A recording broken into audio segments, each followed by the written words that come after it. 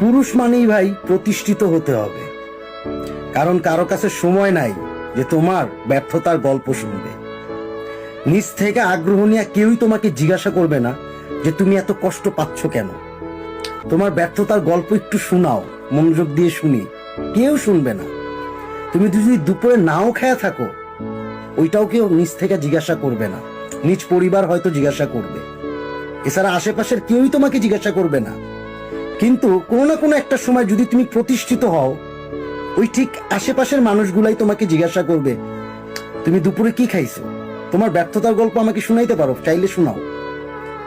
তারা জিজ্ঞাসা করবে তোমার মান্থলি ইনকাম কত, তুমি কিসের সাথে রিলেটেড, গভ জব করো না প্রাইভেট জব করো, কোনটা।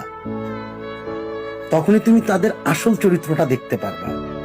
যেটা তুমি চিন্তা করো নাই, আউট অফ কন্ট্রোল, ওইটাই তোমার সাথে ঘটবে। তুমি অবাক হইলেও কিছু করার নাই, কারণ ওইটাই সত্য।